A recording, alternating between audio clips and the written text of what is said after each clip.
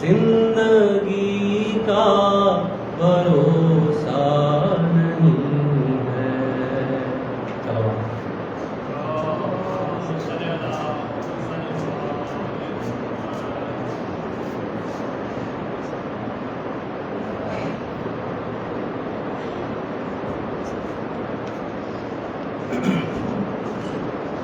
مل کر باواز بلند صلوات.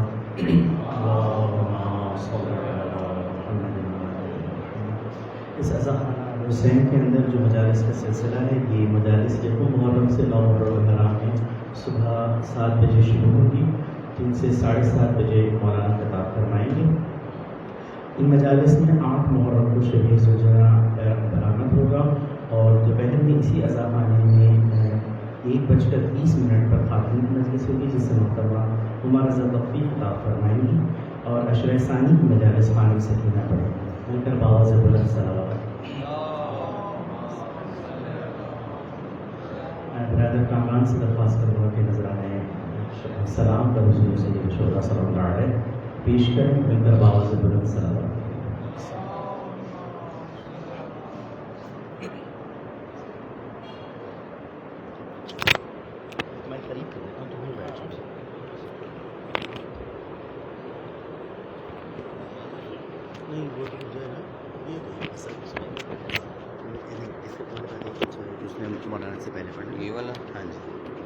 ٹھیک ہے. بر محمد و اہل بیت محمد صلوات.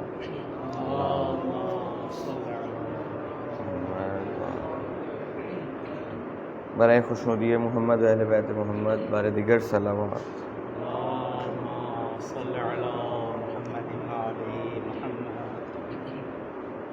بن گیا دین کی بقا دامن،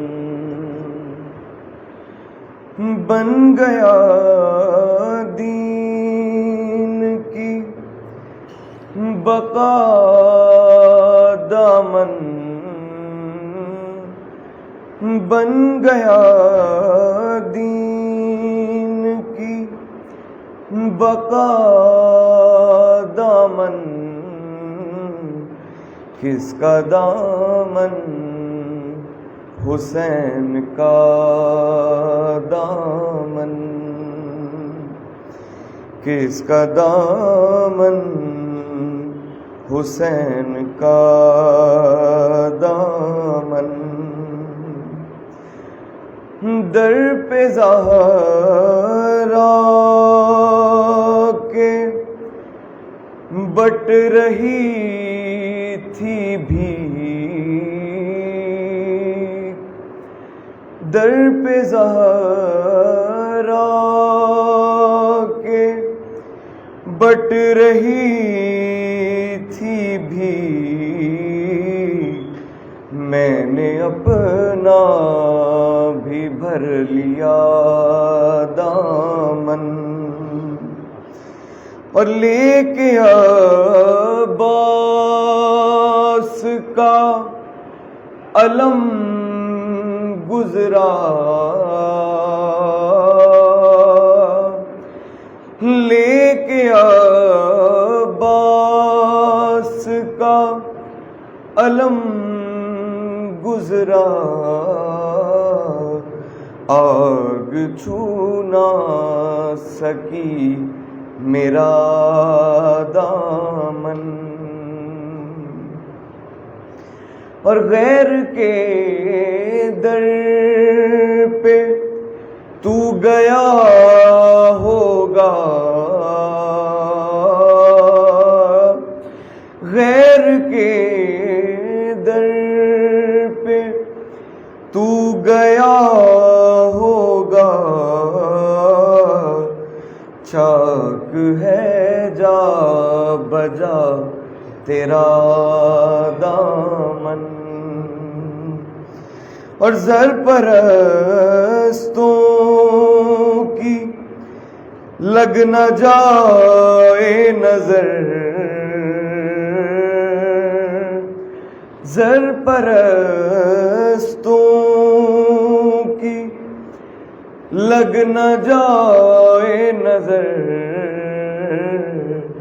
خونی ماتم سے بھر لیا دامن، کس کا دامن؟ حسین کا دامن۔ درود بر محمد والے۔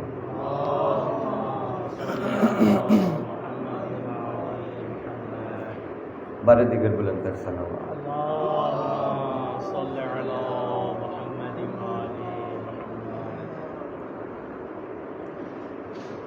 فضا نے کہا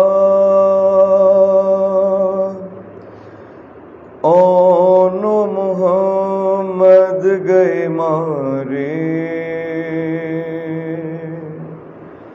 دریا کے کنارے۔ فضا نے کہا اون محمد گئے مارے، دریا کے کنارے۔ ماموں پہ فدا ہو گئے زینب کے دلارے، دریا کے کنارے۔ ماموں پہ فدا ہو گئے زینب کے دلارے، دریا کے کنارے۔ سن کر یہ صدا ثانیے زہرا یہ پکاری، اماں گئی باری، اماں گئی باری۔ جاتے ہیں میرے لاڈلے دنیا سے سدھارے، دریا کے کنارے۔ فضا نے کہا اون محمد گئے مارے، دریا کے کنارے۔ دیکھیں گے نہ پانی کی طرف آنکھ اٹھا کے، وعدہ تھا یہ ماں سے، وعدہ تھا یہ ماں سے۔ شہزادوں نے دم توڑ دیا پیاس کے مارے، دریا کے کنارے۔ فضا نے کہا اون محمد گئے مارے، دریا کے کنارے۔ مقتل کے اندھیرے میں ہیں اس گھر کے اجالے، دو پھول سے لاشیں، دو پھول سے لاشیں۔ ارمانوں کے ٹکڑے ہیں کہ ٹوٹے ہوئے تارے، دریا کے کنارے۔ فضا نے کہا اون محمد گئے مارے، دریا کے کنارے۔ خیمے میں ابھی لانے کی جلدی نہیں لوگوں، اکبر سے یہ کہہ دو، اکبر سے یہ کہہ دو، بچوں کو میرے بھائی کا صدقہ تو اتارے دریا کے کنارے. فضا نے کہا اونو محمد گئے مارے دریا کے کنارے. اچھا ہے جو سوتے رہے منہ خاک پہ رکھے سائے میں علم کے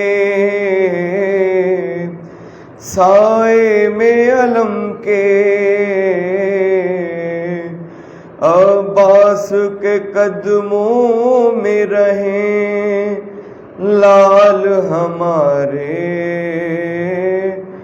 دریا کے کنارے.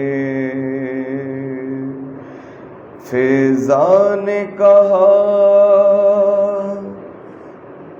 اونو محمد گئے مارے دریا کے کنارے. بر محمد وال محمد صلوات.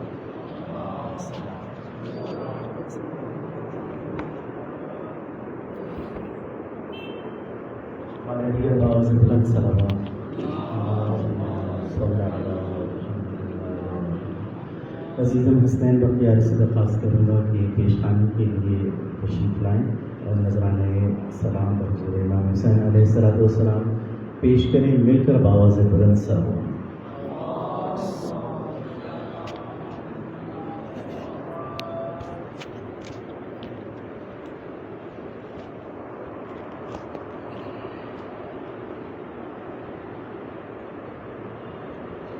محمد وعلى محمد بلندر صلوات.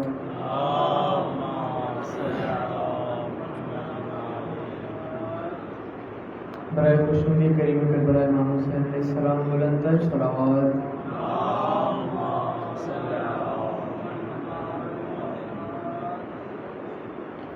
ایک کلام کی چند اشعار امام حسین نشان اس کے بعد 2 سے 3 اشعار مصائب کی آپ سب کی سماعت ہوگی نظر. برائے دیگر بآواز بلند صلوات.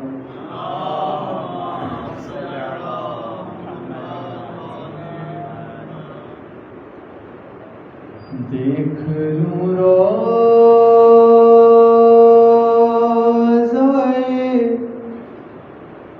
شبیر قضا سے پہلے. دیکھ لوں روضۂ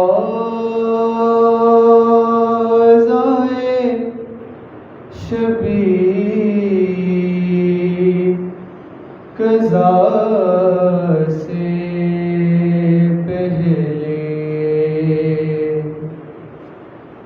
پاؤں بخشش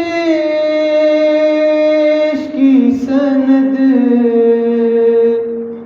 پاؤں بخشش کی سند روزے جزا سے پہلے.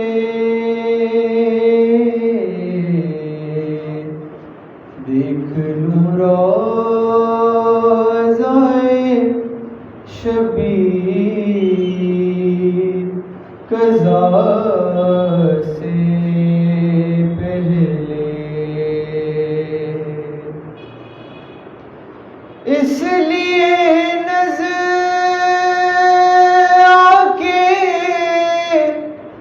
لمحات کا مشتاق ہے دل.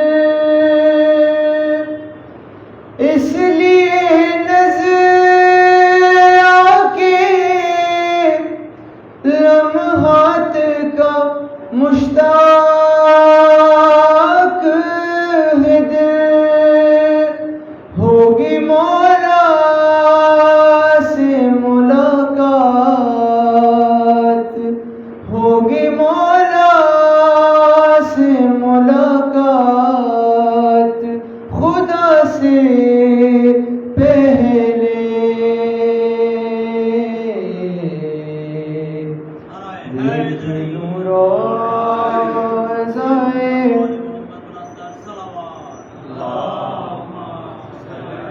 شبیر قضا سے پہلے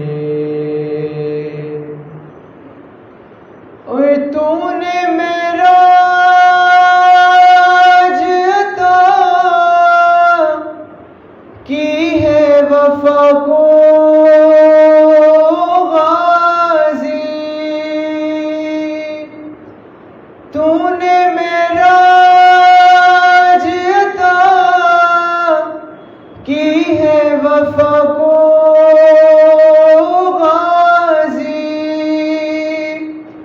نام آتا ہے تیرا نام آتا ہے تیرا لفظ وفا سے پہلے دیکھ لوں روضائے شبیر قضا سے پہلے اور ہر مرض کے لیے موجود تھا دنیا میں علاج ہر مرض کے لیے موجود تھا دنیا میں علاج کوئی کثیر نہ تھی کوئی کثیر نہ تھی خاک شفا سے پہلے دیکھ لوں روضائے شبیر قضا سے پہلے جناب سہیل شاہ صاحب کا مکتب سب کی سماعتوں کی نظر کہ ہم اسی شاہ کی گلیوں کے گداگر ہیں سہیل ہم اسی شاہ کی گلیوں کے گداگر ہیں سہیل بھیگ دیتا ہے جو سائل کو صدا سے پہلے بھیگ دیتا ہے جو سائل کو صدا سے پہلے دیکھ لوں روضائے شبیر قضا سے پہلے صلوات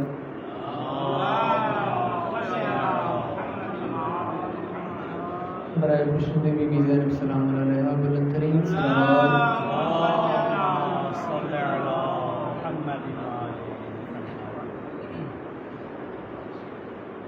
ضیائے خون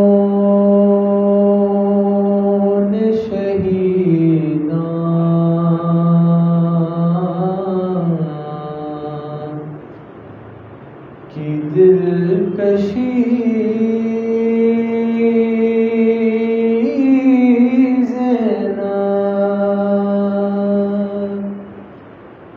ضیائے خون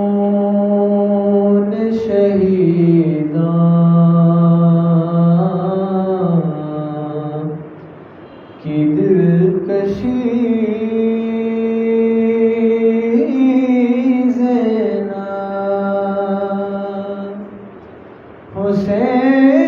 حسینیت کے چراغوں کی روشنی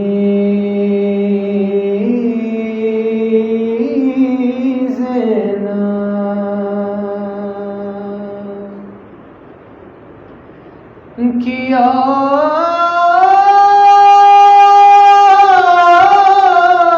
برا ہمیں برتا کلمہ گویوں نے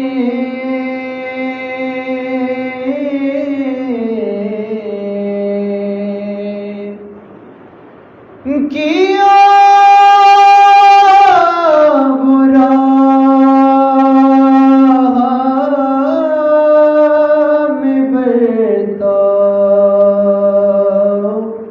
کلمہ گویوں نے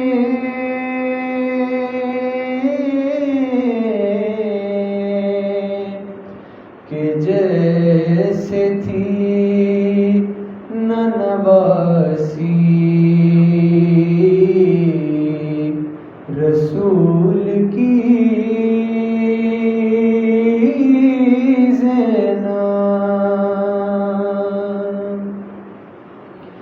اور علی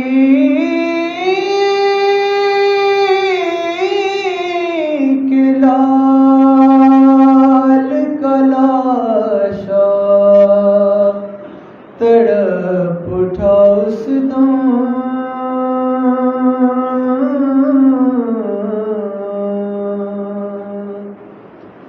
علی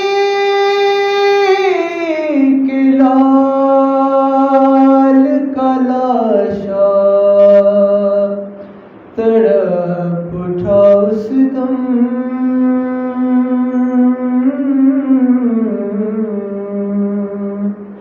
تمہارے بازو میں جس دم رسن بندی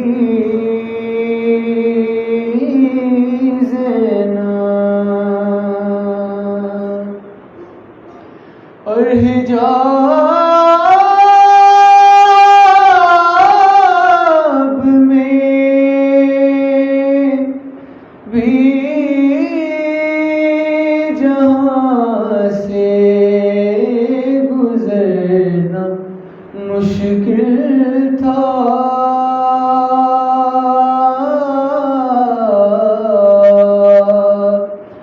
وہاں پہ کھلے سے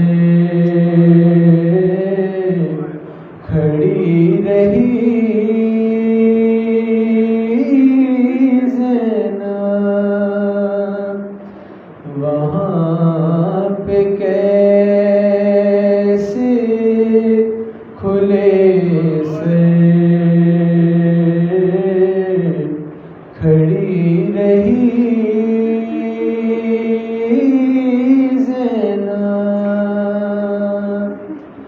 ضیائے خون شہیدان کی دلکشی زینب محمد وآل محمد بلند الصلوات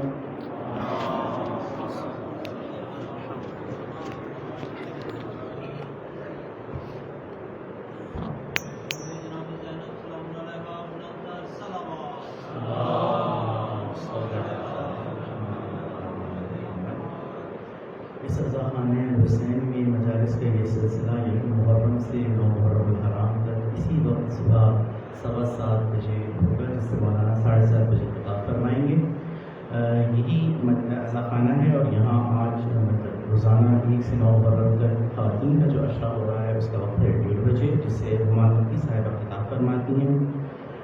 بانی رضاخانہ سید مسعود الحسن اور اپنے اپنے مرحومین کو ذہن میں جگہ دیتے ہوئے ایک بار سورہ الحمد اور سورہ اخلاص میں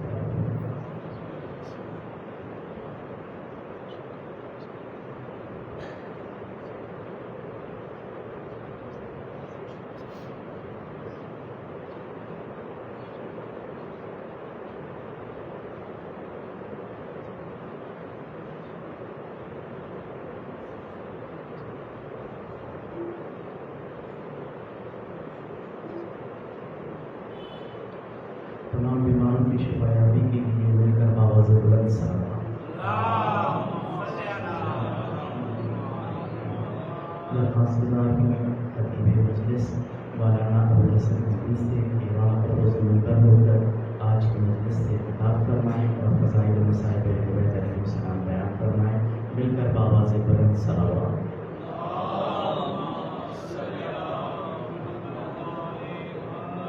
نعرہ تکبیر، نعرہ تکبیر، نعرہ رسالت، نعرہ رسالت، نعرہ حیدری، نعرہ حیدری، بر محمد و آل محمد بلند تر صلوات۔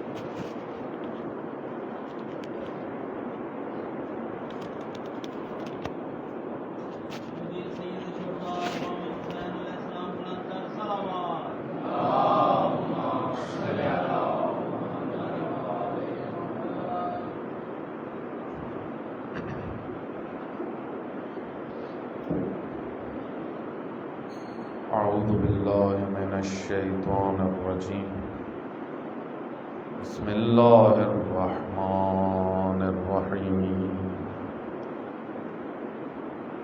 الحمد لله على ما أنعم وله الشكر على ما أنعم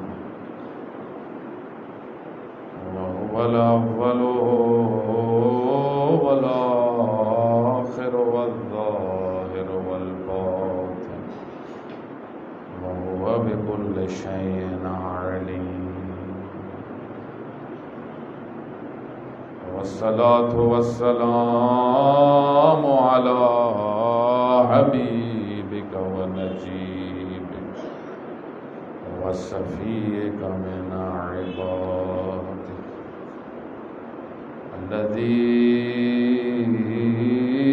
أرسلته بالهدى ودين الحق ليظهره على الدين كله ولو كره المشركون أبي القاسم محمد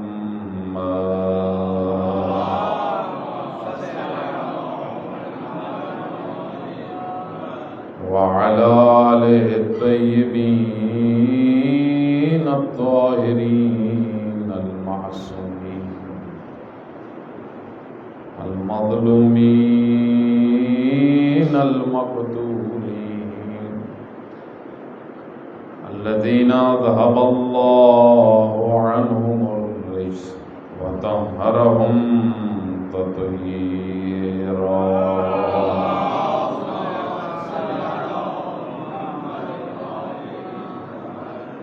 واللعنة الدائمة على أعدائهم أجمعين قال الله تعالى في كتابه المجيد والفرقانه الحميد بسم الله الرحمن الرحيم اعدلوا هو أقرب للتقوى صلوات على محمد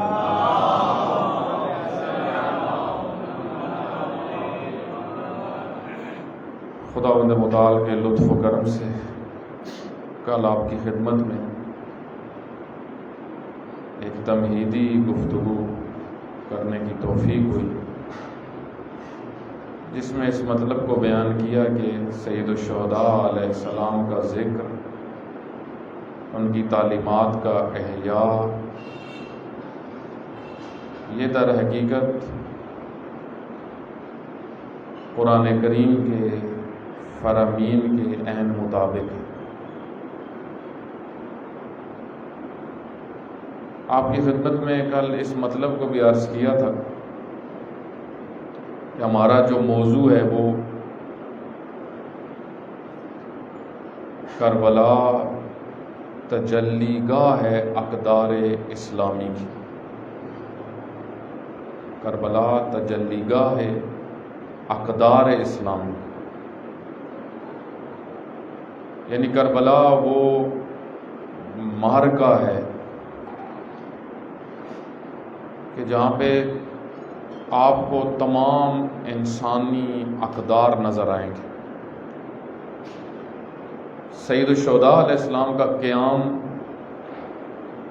سید الشہداء علیہ السلام کی نہضت، اس کے اوپر ہزاروں صفحوں میں، لاکھوں صفحوں میں لکھا گیا، لکھا جا رہا ہے، لکھا جائے گا کہ سید الشہداء علیہ السلام نے، امام علی مقام نے قیام کیوں کیا، اس قیام کا مقصد کیا تھا، مدینہ سے کیوں مکہ کا رخ کیا، مکہ سے کربلا گئے، اپنے سارے خاندان کو راہ خدا میں قربان کیا۔ اس کے پیچھے سید الشہداء علیہ السلام کا ایک مقصد تھا جس کو اپنے کلام میں متعدد مقامات پہ ذکر کیا کہ میں یہ سب کچھ کیوں کر رہا ہوں۔ آپ دیکھیں کسی بھی شخصیت کے مشن اور مقصد کو سمجھنے کے لیے سب سے پہلے خود اس کے بیانات ہوتے ہیں۔ آپ نے اگر کسی شخصیت کو سمجھنا ہے تو سب سے پہلے آسان طریقہ یہ ہے کہ آپ خود اس تک دسترس حاصل کریں، اس تک پہنچیں۔ اگر وہ خود موجود نہیں ہے تو اس کے کلام کو دیکھیں، اس کی نظر کیا ہے، اس کا نقطہ نظر کیا ہے، وہ کیوں قیام کر رہا ہے۔ سب مسلمان مدینہ کے اندر آرام سے ایک نارمل زندگی گزار رہے ہیں، مکہ کے اندر حاجی حج کر رہے ہیں، مختلف شہروں میں مسلمان لاکھوں کی تعداد میں بستے ہیں، سب ایک نارمل روٹین میں زندگی گزار رہے ہیں۔ سید الشہداء علیہ السلام کیا دیکھ رہے تھے، کیا ان کو نظر آ رہا تھا جس کے لیے وہ آمادہ ہوئے اور پوری امت کو متوجہ کیا، ہلانا شروع کیا، بیدار کرنا شروع کیا۔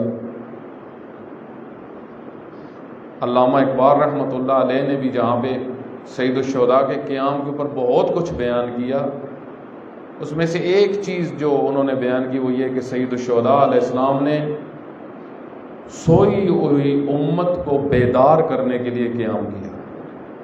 امت خوابیدہ را بیدار کرد، اپنے خون کے ذریعے سے سوئی ہوئی امت کو بیدار کیا۔ سوئی ہوئی امت جس کو کچھ پتہ نہیں تھا ہمارے ساتھ کیا ہو رہا ہے، ہمارے اوپر کون مسلط ہو چکے ہیں، دین کے ساتھ کیا ہو رہا ہے، آئین پیغمبر پہ کیا گزر رہی ہے، وہ سوئے ہوئے تھے۔ لازمی بات ہے سوئے ہوئے کو تو پتہ نہیں ہوتا کہ حالات کیا چل رہے ہیں۔ اگر کوئی شخص 8-10 گھنٹے سوئے تو اس کو نہیں پتا ان 8-10 گھنٹوں میں کیا ہوا ہے، اور اگر کوئی مسلسل ہی سویا ہوا ہو جس کو حالات کا پتہ ہی نہ ہو کہ ملک میں کیا ہو رہا ہے، دنیا میں کیا ہو رہا ہے، تو وہ سویا ہوا ہی ہے، سوئے ہوئے میں شمار ہوتا ہے۔ تو کربلا در حقیقت اگر اس کو آپ گہرائی سے جا کے مطالعہ کریں اور سید الشہداء علیہ السلام کے کلام کو، شہید مطہری رحمۃ اللہ علیہ نے ایک بڑا بنیادی جملہ بیان کیا ہے، فرماتے ہیں کہ بہت ساری نہضتیں اٹھی، بہت ساری تحریکیں اٹھی، آپ صرف بر صغیر پاک و ہند کی تحریکوں کا یا آپ حساب لگائیں شاید ہزاروں میں چلی جائیں۔ فلاں عالم نے تحریک شروع کی، فلاں نے شروع کی، تحریک کے مقاصد۔ سید الشہداء علیہ السلام نے جو قیام کیا اس کو اتنی عظمت کیوں ملی؟ دقت کرے گا، یہ بہت مہم ہے۔ کیا چیز تھی جس نے اس نہضت کو اتنا بلند کیا کہ زمانے کے گزرنے کے ساتھ ساتھ یہ بڑھتی جا رہی ہے، یہ نہضت، یہ تحریک بڑھتی جا رہی ہے۔ عموماً ایسے ہوتا ہے تحریکیں جب ابتدا کرتی ہیں تو طاقت میں ہوتی ہیں، آہستہ آہستہ وقت گزرنے کے ساتھ ٹھنڈی ہوتی جاتی ہے۔ آپ دیکھیں ابتدا میں اگر کوئی قیام کرتا ہے، کوئی اعلان کرتا ہے، لوگ اس کے ساتھ اٹھ کھڑے ہوتے ہیں، لیکن جو ہی کچھ وقت گزرتا ہے کچھ کو کچھ نظر آنا شروع ہوتا ہے، کچھ کو کچھ حقیقتیں نظر آنا شروع ہوتی ہیں، لوگ پیچھے ہٹنا شروع ہو جاتے ہیں۔ یہ ایک عمومی دنیا کا ایک مزاج بھی یہی ہے۔ جس طریقے سے ہمارے ہاں کہتے ہیں کہ کوئی بھی مثلا کوئی نیا برانڈ آئے یا کوئی کھانے کی کوئی چیز نہیں آئے اس قسم کی، تو ایک دفعہ لوگ ٹوٹ پڑتے ہیں، لیکن کچھ عرصے میں آہستہ آہستہ پھر کہتے ہیں یہ نقص بھی ہے، یہ بھی اس میں کمی ہے، یہ بھی اس میں کمی، پھر پیچھے ہٹنا شروع ہو جاتا۔ تو کیا چیز تھی سید الشہداء علیہ السلام کے قیام میں؟ دیکھیں، پہلی چیز، صرف میں اشارہ کر رہا ہوں، پھر موضوع کے ساتھ ربط دوں گا اس کو۔ پہلی چیز سید الشہداء علیہ السلام کا اخلاص، سید الشہداء علیہ السلام کی معرفت، کہ جو دعائے عرفہ میں اس کی ایک جھلک آپ دعائے عرفہ میں دیکھ سکتے ہیں کہ کس طرح توحید محور تھے، کس طرح نبوت محور تھے، کس طریقے سے مجسم دین تھے۔ دعائے عرفہ آپ نے عرفہ کے ایام میں روز پڑھتے ہوں گے انشاءاللہ، جو ہم امام حسین علیہ السلام کی ایک دعا ہے جو طولانی ہے، اس کے اندر بہت گہرے جملے ہیں، اس سے ہی شخصیت کا انداز ہو جاتا ہے۔ دیکھیں، شخصیت کو پرکھنے کے کئی طریقے ہیں، ان میں سے ایک یہ ہے کہ اس کی دعا کیسی ہے۔ اسلامی جو شخصیات گزری ہیں، آپ دیکھیں قرآن کریم کے اندر انبیاء کی دعائیں ہیں، سب سے زیادہ حضرت ابراہیم علیہ السلام کی دعائیں ہیں۔ دعاؤں سے شخصیت کا لیول پتہ چلتا ہے، وہ اللہ سے طلب کیا کرتا ہے، مانگتا کیا۔ آپ دیکھیں، جس وقت خداوند متعال نے حضرت ابراہیم کو امامت دی، نبی بھی تھے، رسول بھی تھے، خلیل بھی تھے، جب امامت ملی اتنے خوش ہوئے، فوراً اللہ کی بارگاہ میں دعا کی، وقال من ذریتی، اے خدایا میری نسل میں بھی امام رکھنا۔ اللہ نے رد نہیں کیا۔ آپ دیکھیں نا، ایک مقام کو طلب کر رہے ہیں، ایک عہدے کو طلب کر رہے ہیں، اللہ نے رد نہیں کیا، صرف شرط بتا دی کہ امامت آپ کی نسل میں رکھوں گا، لیکن یاد رکھیے گا لا ینال عہدی الظالمین، امامت کا عہدہ ظالم کو نہیں مل سکتا۔ تو یہاں سے پتہ چلا کہ انبیاء کی دعائیں، ان کی آرزویں، میری نسل میں امام ہو۔ مثلا آپ دیکھیں نا، بعض کی دعا، اللہ مجھے گاڑی دے دے، اللہ مجھے اسکوٹر دے دے، اللہ مجھے جو ہے اچھا مکان دے دے، یہ بھی نعمتیں ہیں، لیکن اس سے اوپر کبھی نہیں جاتے، اس میں گھومتے رہتے ہیں۔ بعض اوقات قومیں اپنے لیے دعائیں کرتی ہیں، اے خدا ہماری قوم کو امامت عطا کر۔ ظاہر بات ہے، جن کی سوچ ہی غلامی میں ہو، غلام در غلام، تو وہ تو یہ نہیں سوچیں گے کہ ہم نے دنیا کی امامت کرنی۔ اسی طریقے سے جس کی سوچ میں ہی چھوٹا پن ہو، وہ کبھی یہ نہیں سوچے گا کہ میری نسل میں امام آئیں، لیڈر آئیں، رہبر آئیں، جو لوگوں کی رہنمائی کرے۔ تو دعا، اخلاص، امام حسین علیہ السلام کا دعا عرفہ کے اندر خلوص کسی بھی کام کو طاقت دیتا ہے، ریاکاری اس کو نابود کر دیتے۔ کام کس کے لیے کر رہے ہو، کس مقصد کے تحت کر رہے ہو، سوچ تمہاری کیا ہے۔ آپ دیکھیں، ایک بڑی تعداد ان کی نیتوں میں ہی کھوٹ ہوتا ہے،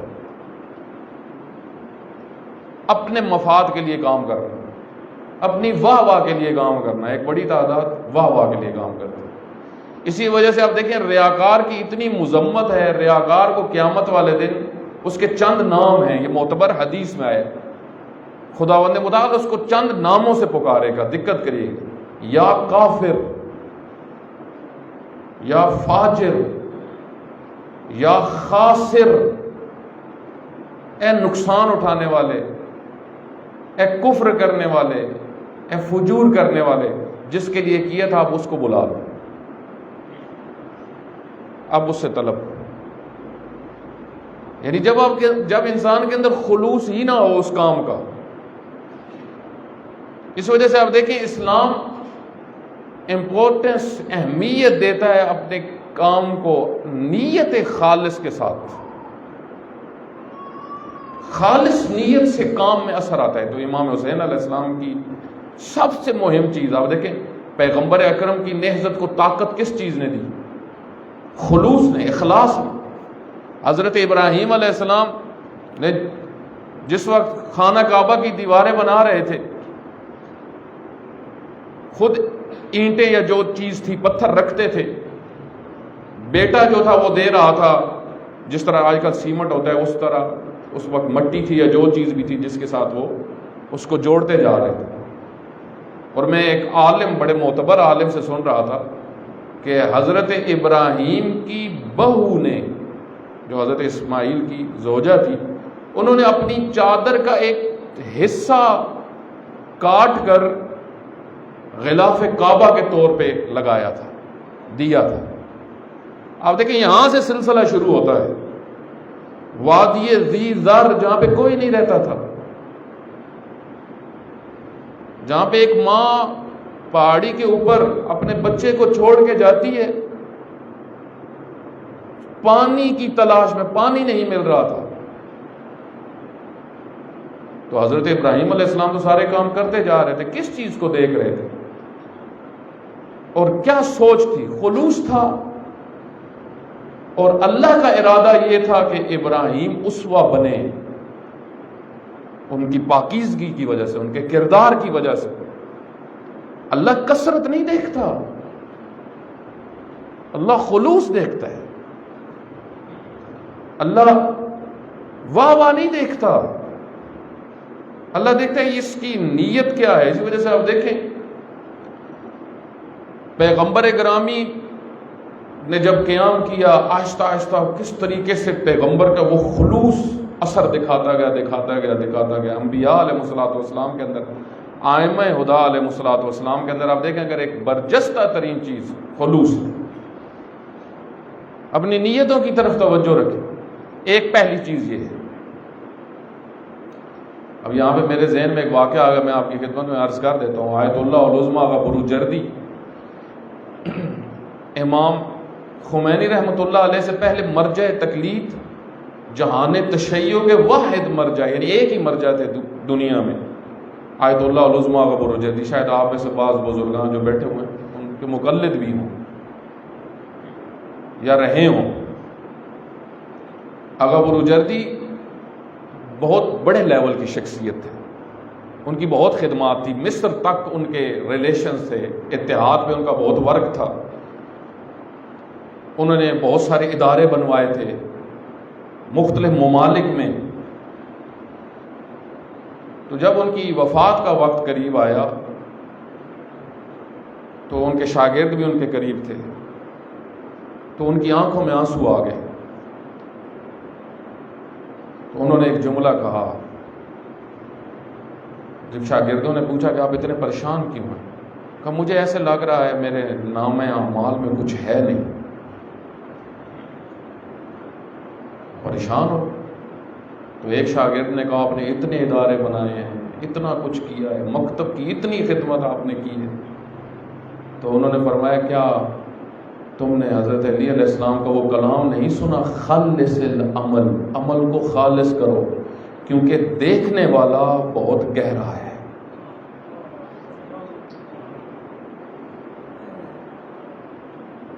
وہ دیکھ رہا ہے کس نیت سے کون کام کر رہا ہے، اس کے ارادے کیا ہیں، اس کی سوچ کیا ہے. جس طرح آپ کی خدمت میں عرض کیا کہ مسجد زرار بھی مسجد تھی، لیکن نیت کس نیت سے بنی تھی یہ مہم ہے. قرآن کریم نے فرمایا ایک مسجد وہ ہے جو تقویٰ کی بنیاد پر بنی ہے، اچھی سوچ سے بن رہی ہے، پاکیزہ دل سے بن رہی ہے. ایک مسجد سوچ ہی یہ ہے کہ یہاں سے فساد پھیلے، لڑائی ہو، جو مسجد زرار. تو نیت اور اخلاص آپ کے عمل کو ویلیو دیتا ہے. سید الشہداء علیہ السلام اتنا خلوص، مجسم خلوص. دوسری چیز سید الشہداء علیہ السلام کی نہضت میں یہ تھی، جو ہمارا موضوع ہے، کہ سید الشہداء علیہ السلام نے ان موضوعات کو اٹھایا اور ان موضوعات کو بنیاد بنایا اپنے قیام کی، جو کوئی مسلک کی بنیاد نہیں تھی۔ آج کہتے ہیں نا کہ فلاں ہندو نے شاعری کی، فلاں عیسائی نے امام علی مقام کے فضائل بیان کیے، اور ایسا ہی ہے۔ آپ دیکھیں کئی پروگرامز ہوتے ہیں جن میں مختلف ادیان کے لوگ آتے ہیں اور سید الشہداء علیہ السلام کے فضائل بیان کرتے ہیں، ان کی عظمت کو بیان کرتے ہیں، حالانکہ عموماً ایسا ہوتا نہیں ہے۔ جو ایک مکتب کا پیرو ہوتا ہے وہ اسی مکتب کی شخصیات کو آئیڈیل سمجھتا ہے، دوسرے مکتب کی شخصیات کو آئیڈیل نہیں سمجھتا، بلکہ عموماً ان کا مخالف ہوتا ہے۔ لیکن یہ کیا حکمت ہے اور کیوں ایسا ہے کہ سید الشہداء علیہ السلام کے ساتھ ہر مسلک اور ہر مکتب اور ہر دین، بلکہ جو دین نہیں بھی رکھتا، تھوڑی سی انسانیت بھی رکھتا ہے، وہ بھی سید الشہداء علیہ السلام کے عظمت اور ان کے فضائل بیان کرتا ہے۔ اس کی وجہ کیا ہے؟ دقت کریے، بڑی مہم چیز ہے۔ اس کی وجہ یہ ہے کہ سید الشہداء علیہ السلام کسی مسلک کی بنیاد پہ نہیں کھڑے ہوئے تھے۔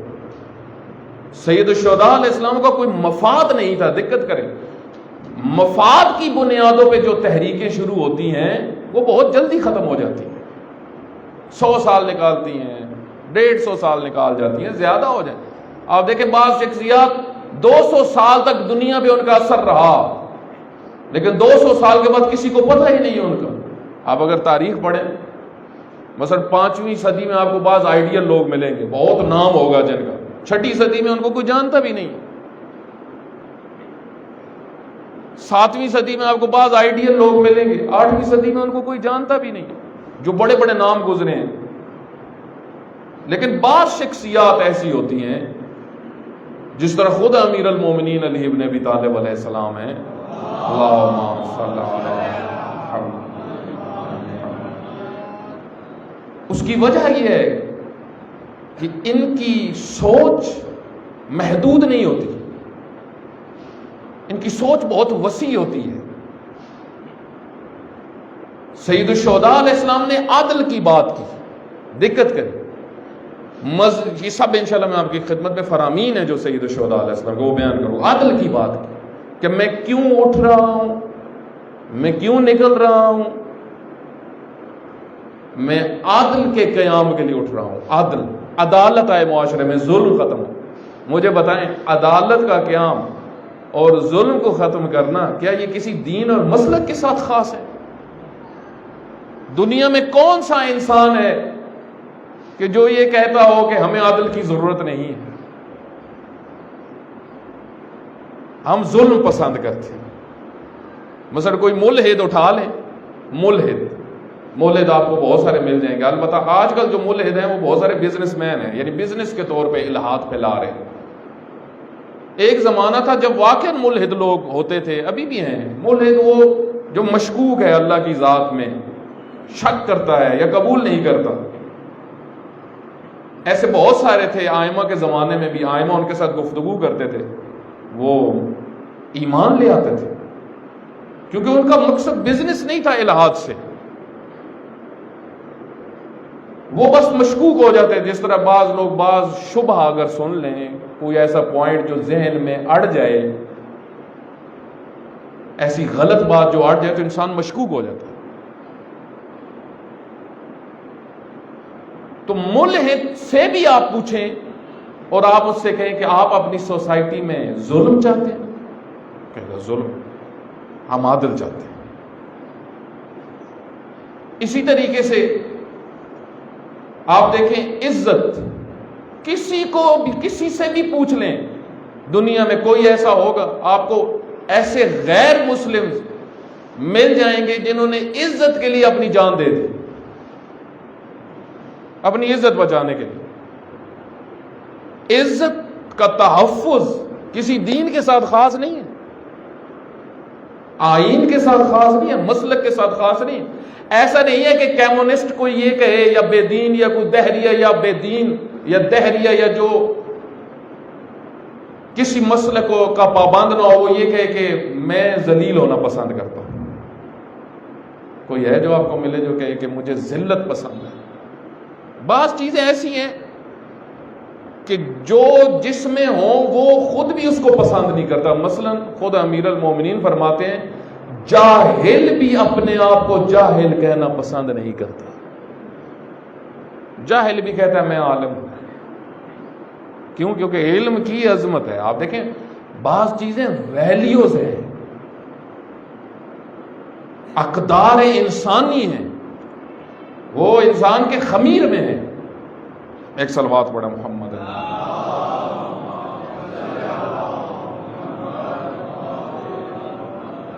ایک اور صلوات پڑھیں محمد.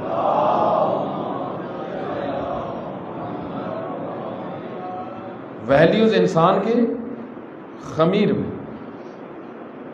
مثلا آپ دیکھیں نا تھوڑی سی میں آپ کو مثال دیتا ہوں. گھروں میں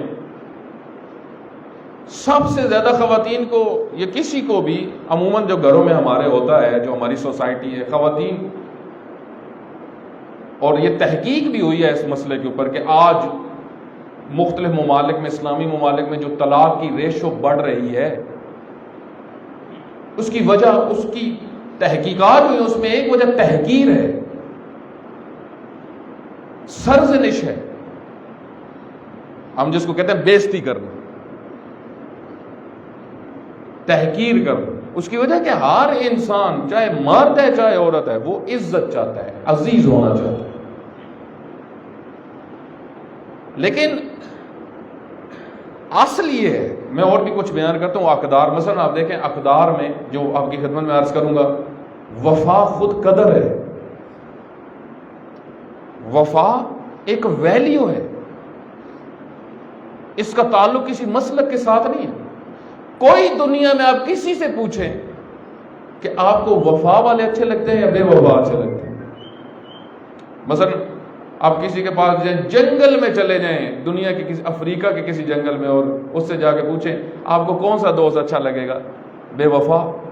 کوئی بھی قبول نہیں کرتا. کیونکہ وفا، عہد کی وفا، دوستوں سے وفا، والدین سے وفا، مولا سے وفا، خدا سے وفا، یہ دل کہتا ہے کہ یہ ہی درست ہے. بے وفائی بری چیز ہے. ملک سے بے وفائی، وفا کے مقابلے میں غدر ہے. یاد رکھیے گا، وفا کے مقابلے میں غدر ہے. اسی سے غادر ہے، اسی سے غدار ہے. جہاں وفا نہیں ہوتی وہاں غداری ہوتی ہے، جہاں وفا نہیں ہوتی وہاں غداری. تو یہ اقدار ہے. آج جو ویلیو آپ کی خدمت میں عرض کرنی ہے، جس کو میں مقدمے کے طور پہ بھی آپ کو یہ موضوع بیان کیا، وہ عدل کا موضوع ہے. آپ دیکھیں سید الشہداء علیہ السلام کے قیام کے اندر عدل بنیاد ہے، اور یہ سیرت پیغمبر اور امیر المومنین تھی، عدل کا قیام. وہ آئے ہی عدل کے لیے تھے. قرآن کریم کے اندر خداوند متعال سورہ حدید میں فرماتے ہیں ہم نے تمام انبیاء کو بھیجا ہے عدل اور قسط کے قیام کے لیے. وہ عدل کہتے کس کو ہیں؟ صرف یہ بھی آپ کی خدمت میں عرض کروں کہ تعریف پہلے ہم سن لیں تھوڑی سی. عدل کہتے کس کو؟ بہت سارے کہتے ہیں، ایک تبصرہ کرتے ہیں کہ جو چیزیں اقدار میں ہیں ان کی تعریف کرنا آسان نہیں ہے. عمومی ایک نظریہ ہے. مثلا علم کی کوئی تعریف کرے، کہتے ہیں نہیں ہو سکتی. علم وہ چیز ہے جس کو ہر انسان سمجھتا ہے. اس کی تعریف کے رولز میں نہیں آتی. یعنی جو ڈیفینیشنز کے رولز ہیں کسی بھی چیز کی ڈیفینیشن کرنے کے، علم کی تعریف اس پیمانے پہ نہیں ہو سکتی. یہ ابو علی سینا اور سب کا نظریہ ہے جتنے فلاسفے ہیں. یعنی چیزوں کی حقیقت کو ایک فلسفی سمجھتا ہے. اصل میں تعریف کرنا فلسفی کا کام ہوتا ہے، کیونکہ فلسفے کا موضوع ہی ہے چیزوں کی حقیقت کو سمجھنا. جیسے ابو علی سینا ہے، جیسے ملا صدرہ ہیں، جیسے یہ تو علماء میں، لیکن حقیقت میں سب سے بڑے فیلسوف تو خود پیغمبر اکرم اور امیر المومنین ہیں. اللہ فلسفی یعنی عقل محور، علم دوست یونانی لفظ ہے فیلسوف. میں نے اس وجہ سے کہا کہیں کوئی حساس نہ ہو جائے. علم دوست، علم والا. امیر المومنین نے خود تعریف کی ہے، نیج البلاغہ کے اندر موجود ہے، عادل کی تعریف. عادل کہتے کس کو؟ دقت کریے گا، جو امت مسلمہ نے چھوڑا ہوا ہے عادل، اس کو سمجھیں انشاءاللہ نتیجے تک آپ دیکھیے گا، ایک ہم بحث کو پہنچائیں گے. امیر المومنین فرماتے ہیں عادل یہ ہے ہر چیز کو یضع کل شیء علی موضعہ، ہر چیز کو اس کی جگہ پر رکھنا، یہ عادل ہے. اب میں بچوں کے لیے مثال دیتا ہوں. مثلا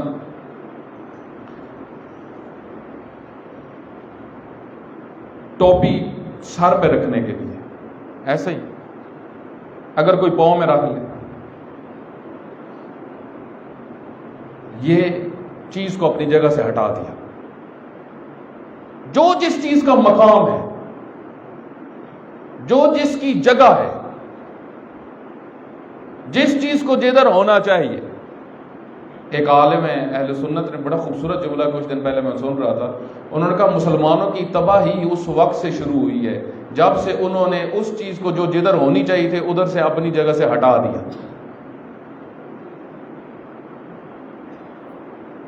جس کو مقتدی ہونا چاہیے تھا اس کو امام بنا دیا، جس کو امام ہونا چاہیے تھا اس کو مقتدی بنا دیا، جس کو سننا چاہیے تھا اس کو سنانے والا بنا دیا. یہی تو مسلمانوں نے سب سے بڑی تباہی کا باعث بنی نا یہ چیز، کہ جب اپنی جگہ سے آپ دیکھیں جہاں پہ سب سے زیادہ علم ہو لیڈرشپ ادھر ہونی چاہیے، یا جہاں پہ جہالت ہو لیڈرشپ ادھر ہونی چاہیے. اسی وجہ سے سیدہ نے جو خطبہ فدق بیان کیا، دقت کریے گا، اس کے اندر جہاں فضائل امیر المومنین بیان فرمائے، ایک حصہ خطبہ فدق کا فضائل امیر المومنین، وہاں پہ فرمایا کہ میرے چچا کے بیٹے علی ابن رسول اللہ کے چچا کے بیٹے علی ابن ابی طالب علیہ السلام جو ہر میدان میں، چاہے علم کا میدان ہو، چاہے شجاعت کا میدان ہو، چاہے جد و جہد کا میدان ہو، کوئی ایسا میدان نہیں جس میں وہ فرنٹ پہ نہ کھڑے ہوں.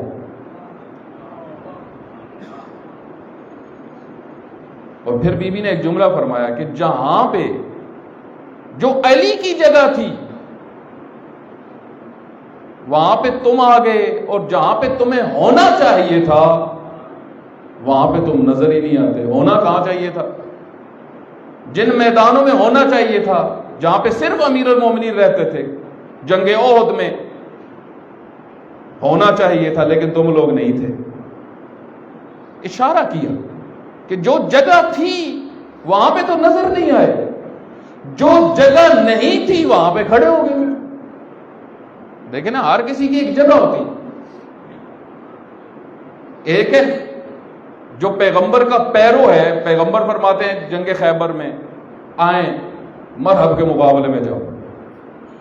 اصل تو مقتدی کی یہ جگہ ہے، پیرو کی یہ جگہ ہے کہ فرما برداری کرے اور پہنچے، لیکن وہاں پہ نظر نہ آئے، اور جہاں پہ نہیں ہونا چاہیے تھا وہاں پہ نظر آ جائے. اب دیکھیں نا، حدیث من کنت مولا کے بعد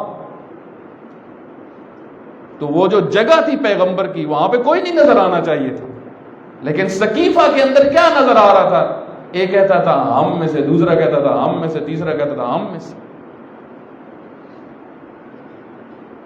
جگہ نہیں ہے. عادل یہ ہے کہ علم ہونا چاہیے کس کی کیا جگہ ہے. مثلا فرض کریں ایک شخص جو ہے وہ گیٹ کیپر کی صلاحیت رکھتا ہے، آپ اس کو کمپنی کا ہیڈ بنا دیں، اس کمپنی کی کیا حالت ہوگی؟ اس کمپنی کا کیا نتیجہ نکلے گا؟ ایک عام دنیا سے مدیریت جس کو نہ آتی ہو آپ اس کو مدیر بنا دیں، جس کے پاس علم نہ ہو آپ اس کے حوالے وہ جگہ کر دیں جہاں سے علم بیان ہونا چاہیے. مثلا فرض کریں ممبر اس کے حوالے کر دیا جاتا ہے جس کے پاس علم ہی نہیں، جس کے پاس تقویٰ ہی نہیں ہے، جس کے اندر تدین ہی نہیں ہے. اس کا نتیجہ کیا ہوگا؟ تو عادل میں پہلی چیز یہ ہے، امیر المومنین فرمایا ہر چیز کو اس کے مقام پہ رکھنا. میرے بھائی قلم لکھنے کے لیے، اگر قلم کو آپ کسی اور کام میں استعمال کریں گے وہ قلم پہ ظلم ہے.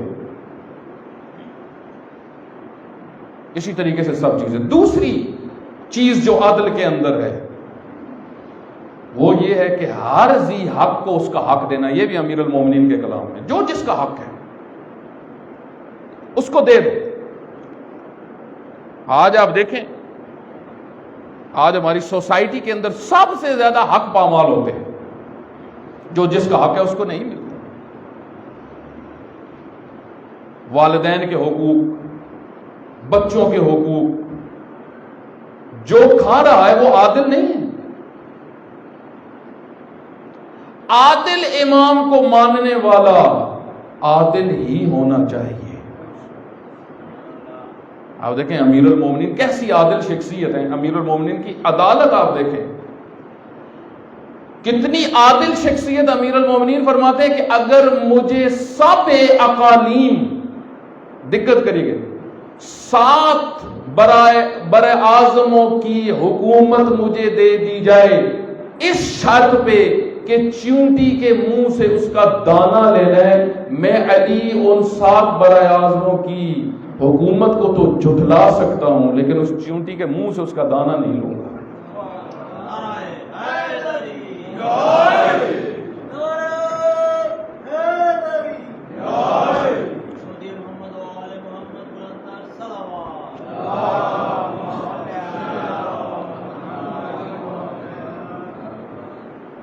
دیکھیں ہم جو کہتے ہیں ایمان، خود امیر المومنین نہج البلاغہ میں فرماتے ہیں ایمان کے 4 ستون ہیں، ان میں سے ایک عدل ہے.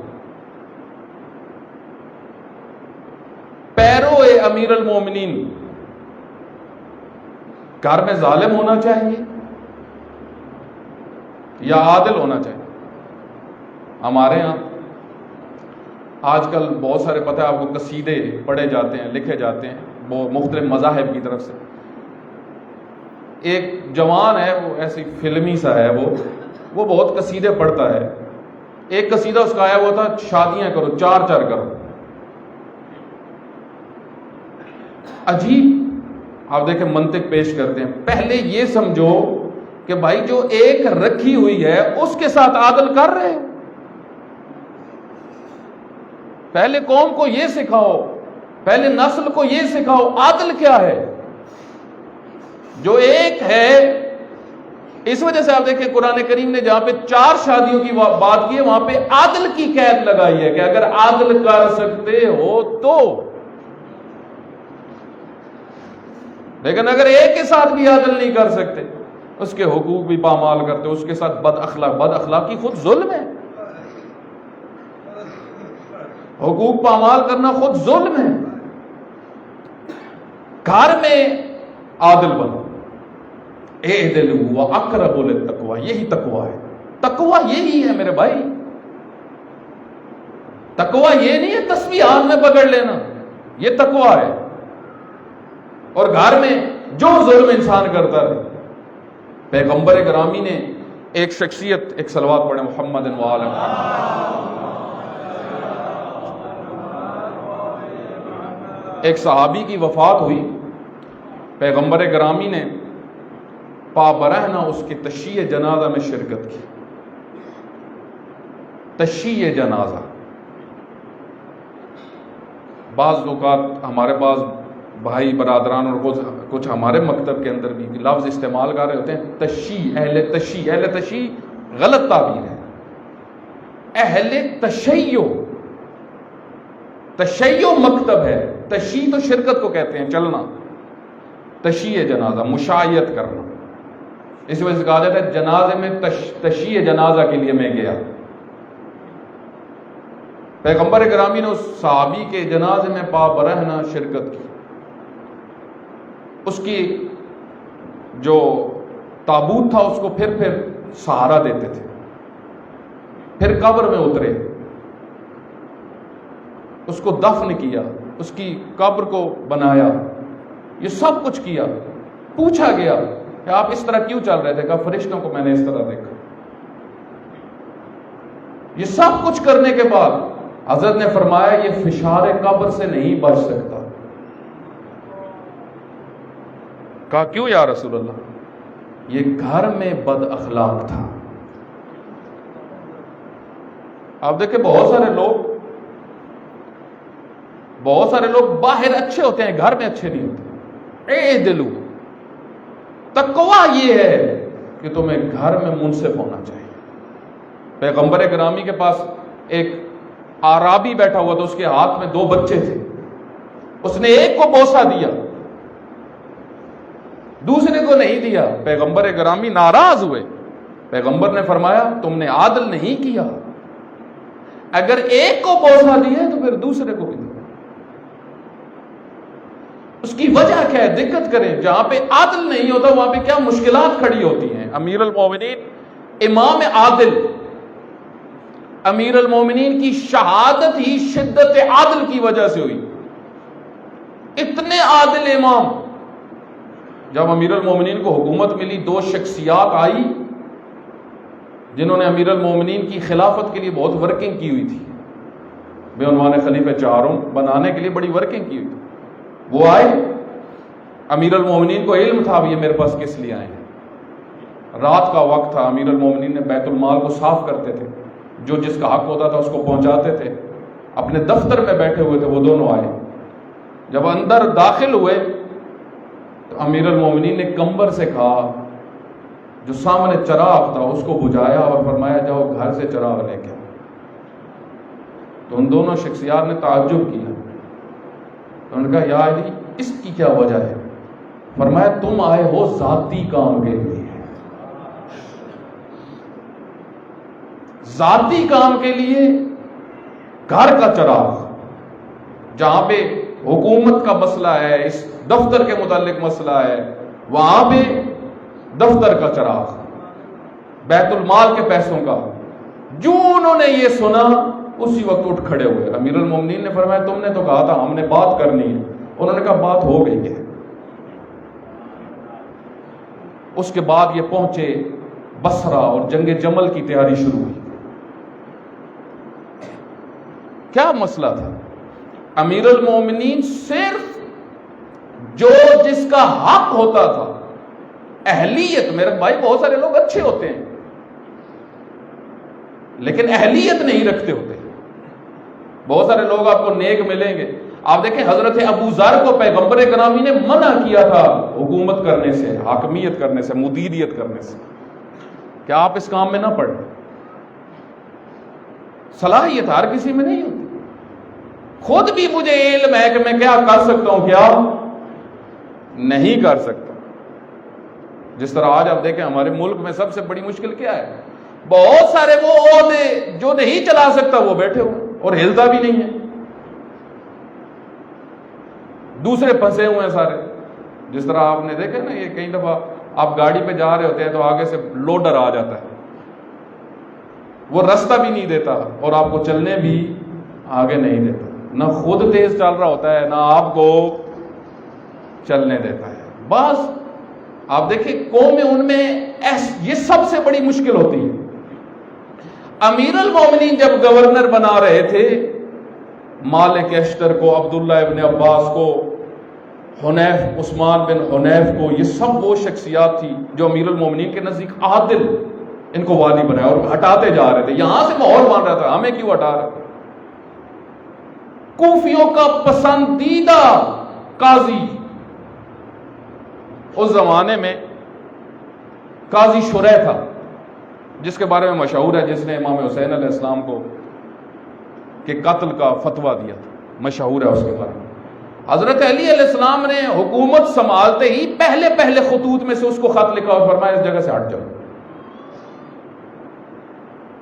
کوفیوں نے شور مچا دیا کہ ہمارا پسندیدہ قاضی ہے.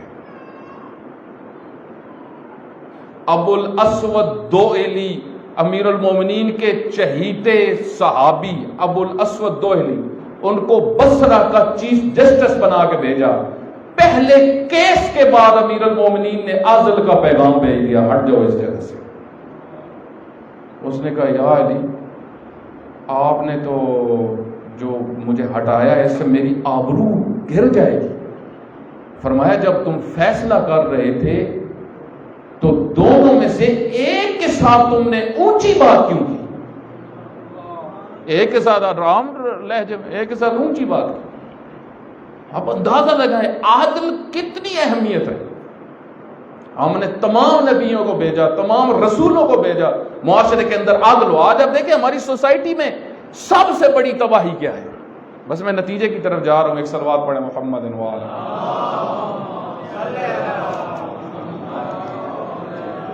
چند احادیث میں آپ کی خدمت میں پیش کروں جو میں لکھ کے لایا. امیر المومنین فرماتے ہیں جس معاشرے میں عادل نہ ہو وہ علاقہ، وہ شہر، وہ ملک آباد نہیں ہوتا، وہاں پہ تباہی ہے.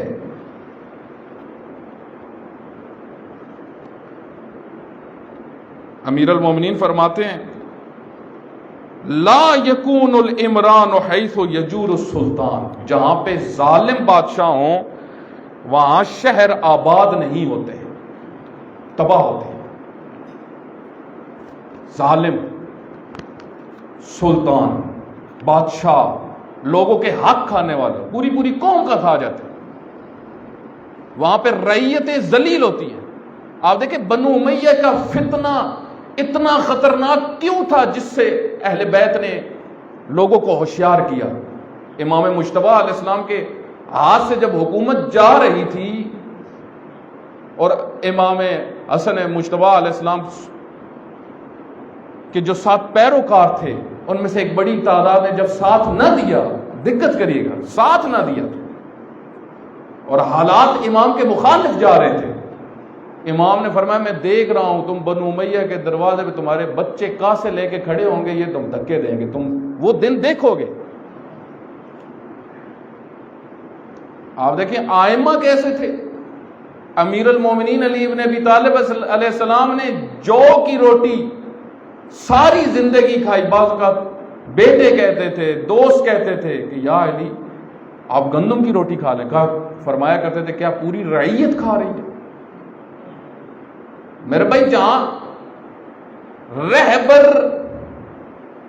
اس کنڈیشن میں زندگی کر رہا ہو وہاں پہ ایک وہ شخص جو فقیرانہ زندگی بھی کر رہا ہوتا ہے اس کو حوصلہ ہوتا ہے میرا لیڈر تو سادہ ہے نا. لیکن جس قوم کے اندر کنڈیشن یہ ہو کہ عام شخص کے پاس ناشتے کے پیسے نہ ہوں اور جو سرپرست ہے اس کا 70,000 سے 1 لاکھ کا ناشتہ ہو، تو پھر وہاں پہ مجھے بتائیں وہاں پہ آبادی ہوگی. ایک صلوات پڑھیں محمد انوان.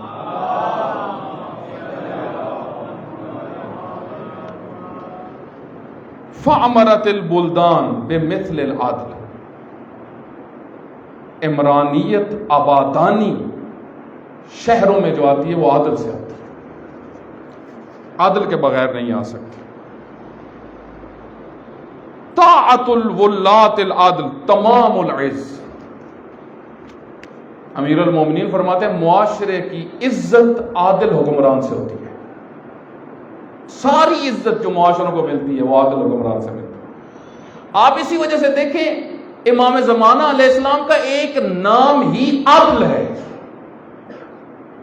امام زمانہ علیہ السلام جن کا ہم منتظر ہیں ان کی ایک زیارت، ان کی ایک دعا ہے ان کے متعلق جو لیلۃ القدر میں ہے.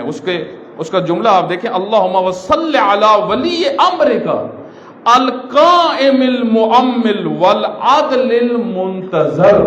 یہاں پہ عادل سے مراد یعنی اے خدا میں اس ولی کی جو عادل ہے اس کا منتظر ہوں، جو خود عادل ہے.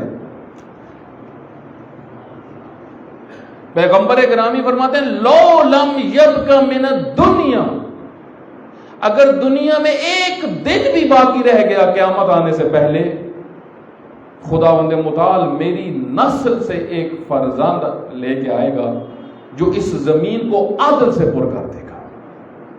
میرے بھائی، ہم جس امام کے منتظر ہیں وہ عدالت لے کے آئیں گے، تو عدالت گھر میں بھی عدالت ہو، معاشرے میں بھی عدالت ہو، میں جہاں پہ بیٹھا ہوں۔ لیکن آج ہماری سوسائٹی میں آپ دیکھیں، لائف، زندگی کا سٹائل دوسرے لوگوں کی طرح بنتا جا رہا ہے، جو بے دین ہے ان کی طرح۔ مثلا بے مثال دیتا ہوں، آپ دیکھیں مغرب میں بچے والدین کو بڑھاپے میں اولڈ ہاؤس بھیج دیتے۔ آج ہماری سوسائٹی میں کیا کنڈیشن بنتی جا رہی ہے؟ آپ کو ہزاروں میں ایسے کیس ملیں گے، والدین کے ساتھ وہ رویہ رکھا جاتا ہے۔ یہ کون سا مکتب ہے، کون سا دین ہے؟ عادل کہاں گیا؟ روش عادلانہ کہاں گئی؟ اور پھر اس سے بڑھ کے بعض اوقات علم ہوتا ہے، میں جس کو پروموٹ کر رہا ہوں، جس کو اہمیت دے رہا ہوں، یہ ظالم ہے۔ منتظر کس کے ہیں؟ عادل امام کے۔ سپورٹر کس کے ہیں؟ ظالم کے۔ لیکن نا ظلم کی بہت ساری نوعیت ہیں۔ اللہ فرماتے ہیں خود شرک ظلم ہے، جو نااہل ہے اس جگہ پہ آ جائے جو اس کی نہیں ہے، یہ ظلم ہے۔ جو دوسروں کے حقوق نہیں دیتا، یہ ظالم ہے۔ امیر المومنین علی ابن ابی طالب علیہ السلام، ایک صلوات پڑھیں گے۔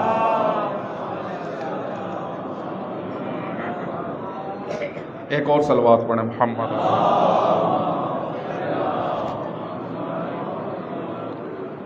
امام حسین علیہ السلام کی زیارت میں ایک جملہ آیا، اس کی طرف دقت کریے گا۔ اشہد انک قد امرت بالقسط، میں گواہی دیتا ہوں آپ نے قسط کا حکم دیا، والعدل، عدل کا حکم دیا، ودعوت الیہما، آپ نے ان دونوں کی طرف لوگوں کو بلایا، لوگوں کو کہا عادل بنو، عادل پسند بنو۔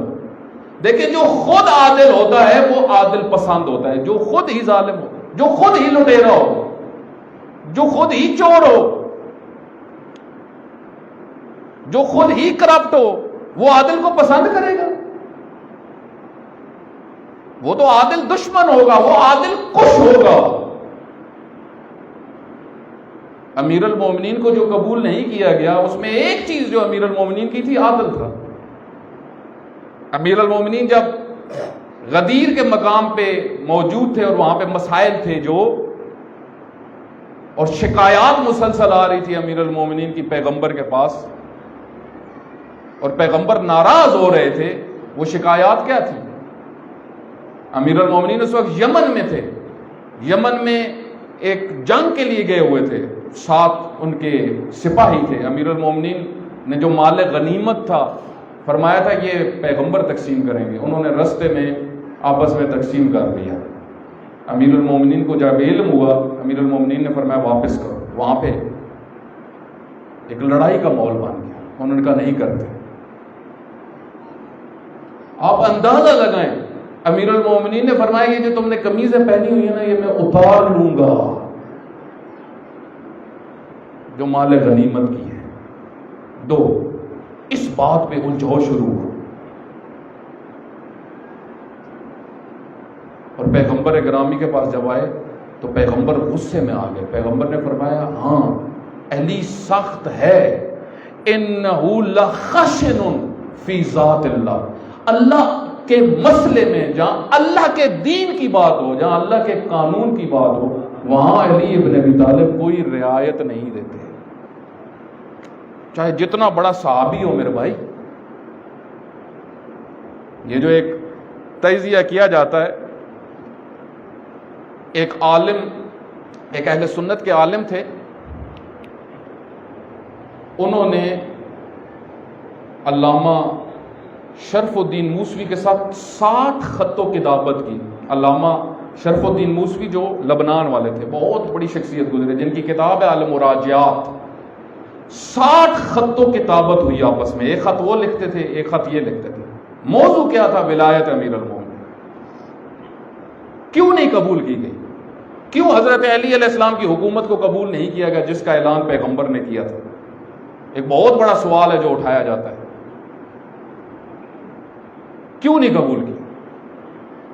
آخر میں اس اہل سنت عالم نے کہا اس شیعہ سے، عالم سے، کہ میں آپ کی دلیلوں کو مان گیا، بات آپ کی ٹھیک ہے، قرآن کی آیات جو آپ نے پیش کی ہیں یہ اس سے ثابت ہے ولایت ہے، یعنی حکومت ہے امیر المومنین وارث پیغمبر ہے، نائب پیغمبر ہے. لیکن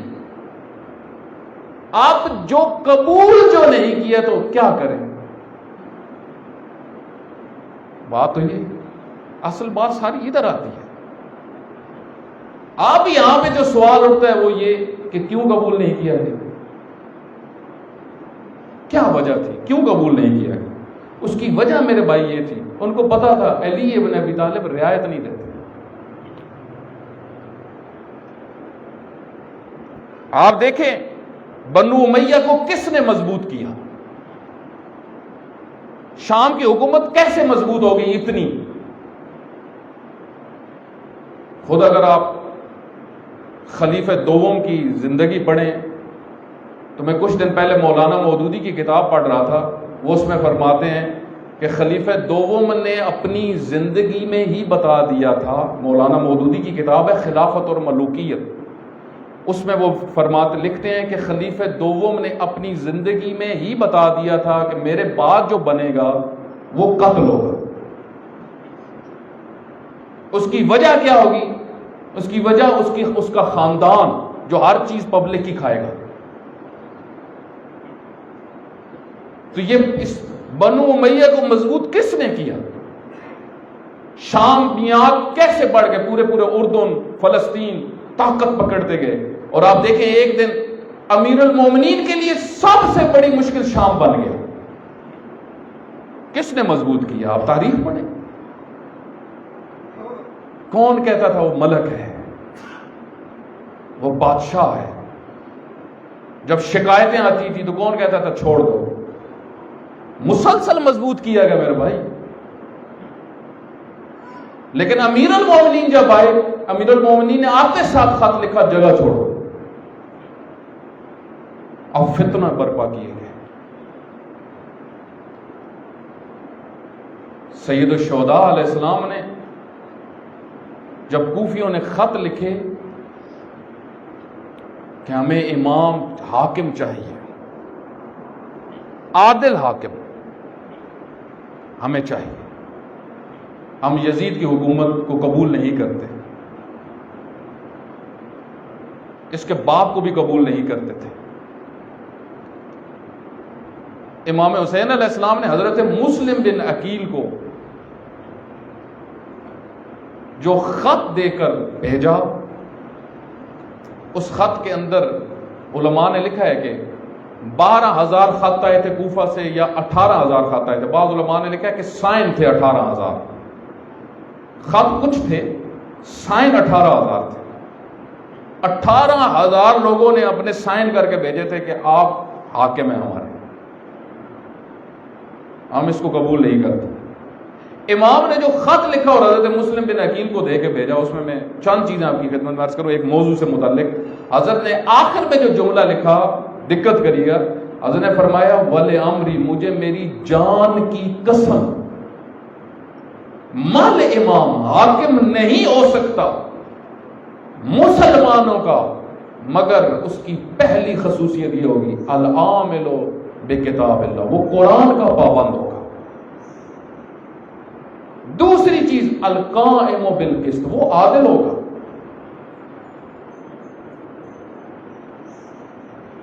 وہ اہل تقوی ہوگا، وہ ہر کسی کا حق سمجھتا ہوگا. میرے بھائی آپ دیکھیں مسلمانوں کے اوپر اس کو مسلط کر دیا گیا، مسلمان اس میں راضی ہو گئے. جو دربار میں بیٹھ کے خواتین لے کے آتا تھا، ناچ گانا کرواتا تھا، بندر کو اس نے ساتھ بٹھایا ہوتا تھا، سامنے صحابہ بیٹھے ہوتے تھے، اور بندر سے وہ اشارے کرتا تھا. بندر کبھی کسی کا مذاق اڑاتا تھا, کبھی کسی کا مذاق اڑاتا تھا, نشے میں مست, اکثر شراب میں رہتا تھا, اور دعویٰ کیا کرتا تھا, میں خلیفہ رسول اللہ ہوں. یہ وہ چیز تھی جس نے امام حسین علیہ السلام کو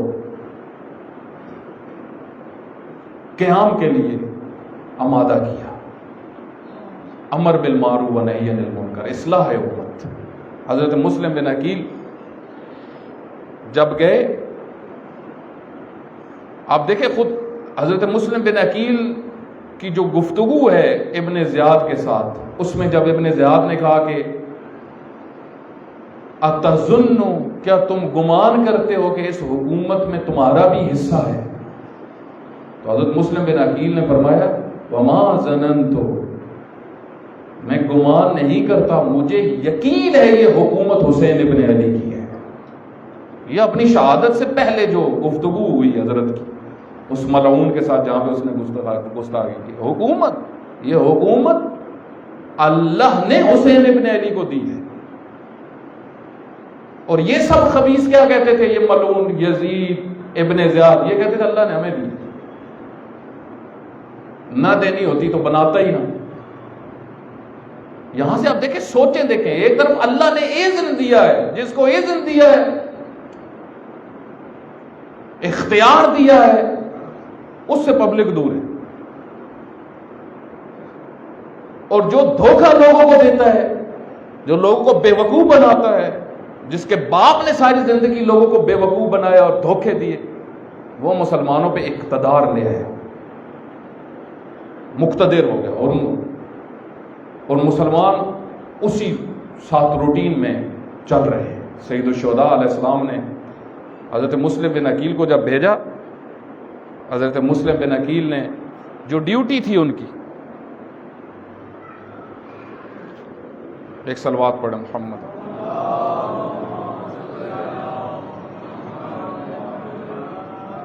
حضرت مسلم بن عقیل کی جو ڈیوٹی تھی وہ یہ تھی کہ ان کی ابن زیاد جیسوں کے چنگل سے امت کو نکالو. حضرت مسلم بن عقیل نے تحریک شروع کی, خط کے اندر لکھا, میں کوفہ اس کو بھیج رہا ہوں جو میرا بھائی ہے, اخی و ابن امی و ثقتی, یہ میرا بھائی بھی ہے, میرے چچا کا بیٹا بھی ہے, اور میرا معتبر بھی ہے, مجھے اس پہ اعتماد ہے. اگر تم نے اس کا ساتھ دیا, یہ مجھے مطلع کرے گا اور میں کوفہ آ جاؤں گا. یہ مجھے مطلع کرے گا, میں کوفہ آ جاؤں گا. ادھر سے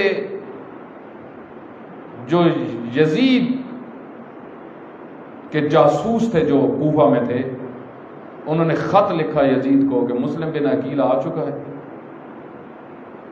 اس نے کام شروع کر دیا ہے, تمہارا جو یہاں پہ حکمران ہے جو تم نے بنایا ہوا ہے بشیر بن نعمان, یہ کسی کام کا نہیں ہے. اگر کوفہ تمہارے ہاتھ سے نکلتا ہے تو پھر شام بھی نکلے گا. اب اس نے خط لکھا ابن زیاد کو. ابن زیاد اس وقت بصرہ میں تھا. یہ ملعون بصرہ سے نکلتا ہے, لیکن اس نے پہلے حضرت سلیمان جو سفیر تھے امام حسین علیہ السلام کے اور بصرہ گئے ہوئے تھے, ایک خاتون نے ان کو پناہ دی ہوئی تھی اور اسی کے گھر میں میٹنگ تھی. امام حسین علیہ السلام کے سفیر مختلف شہروں میں تھے, جس طرح قیس بن مصاحب سیداوی, سلیمان, عبداللہ ابن بکتر, جناب مسلم بن عقیل. حضرت مسلم بن عقیل کو جب خبر ہوئی کہ ہانی بن عروہ کو پکڑ کے لے گئے ہیں, 500 لوگ بھی نہیں تھے ابن زیاد کے ساتھ, سب نے لکھا ہے, متفق ہے یہ تاریخ, اس کے ساتھ چند لوگ تھے. ہانی بن عروہ کو جب پکڑا گیا تو یہاں پہ حضرت مسلم بن عقیل نے اعلان قیام کیا. میں نے بہت ساری چیزیں تھیں جو چھوڑ دی. اعلان قیام جب ہوا حضرت مسلم بن عقیل میدان میں آ گئے, دارالامارہ کو محاصرے میں لے لیا. ابن زیاد نے اپنے شیطانی تدبیریں شروع کی, لوگوں کو ڈرانا دھمکانا, شام کا لشکر آ رہا ہے. کہتے ہیں جب مغرب کی نماز ہوئی تقریباً اس سے پہلے 40,000 تک لکھا گیا, 18,000 سے 40,000 تک لوگ جو بیعت میں تھے. جب نماز مغرب حضرت نے پڑھی تو معتبر کتابوں میں ہے مغرب کے بعد مڑ کے دیکھا 20 کے قریب لوگ تھے.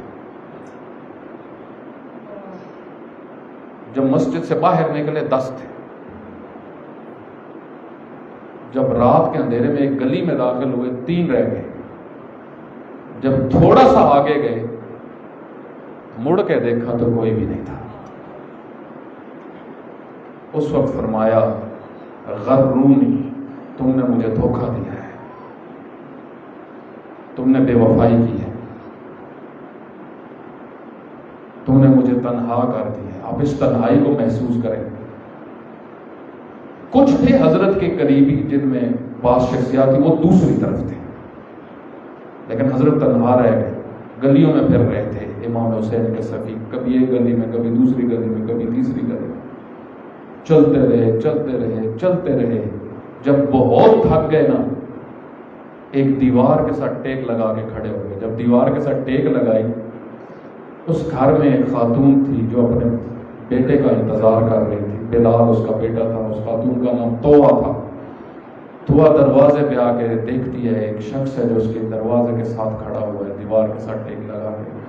طوع نے کہا اے بندے خدا, اس رات کے اندھیرے میں میرے گھر کے باہر اس طرح کھڑے ہو, کیا چاہیے تمہیں؟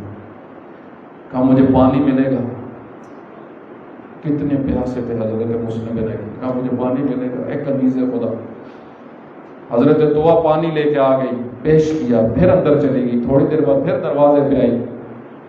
دروازے پہ آ کے فرمایا او بندے خدا, ابھی تک کھڑے ہوئے ہو, میں راضی نہیں ہوں تمہارے اس کھڑے ہونے پر. میں اکیلی عورت گھر کے اندر ہوں, تم ان حالات میں اس طرح میرے دروازے پہ کھڑے ہو, میں راضی نہیں ہوں. مجھے بتائیں غیرت مند امام کا بھتیجا, تربیت شدہ امیر المومنین کے, کتنی سخت لگی ہوگی یہ بات. فوراً نکل گئی. جب نکلی نا, کہا اے کنیز خدا, میں پردیسی ہوں, یہاں میرا کوئی بھی نہیں ہے, یہاں میرا گھر نہیں ہے. اگر میرا گھر ہوتا میں گھر چلا جاتا, میرا گھر نہیں. یہ جملہ حضرت طوع نے جب سنا فوراً پریشان ہو کے پوچھا آپ ہیں کون جس کا یہاں کوئی گھر نہیں ہے؟ کہا میں سفیر حسین مسلم بن عقیل ہوں.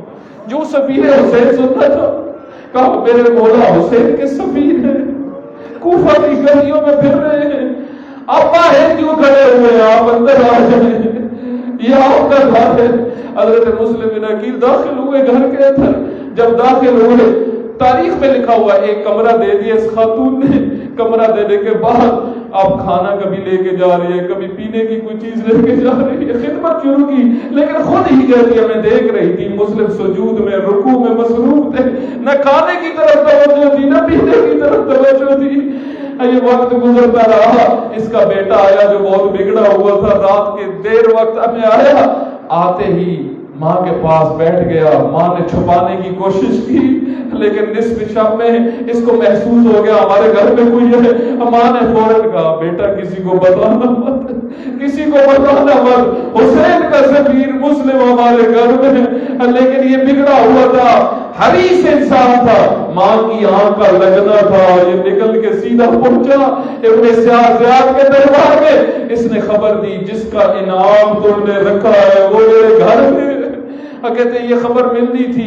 اشعث ایک لشکر لے کے طوع کے گھر کے باہر کھڑا ہو گیا. ادھر فجر کی نماز ختم کرنے تھی.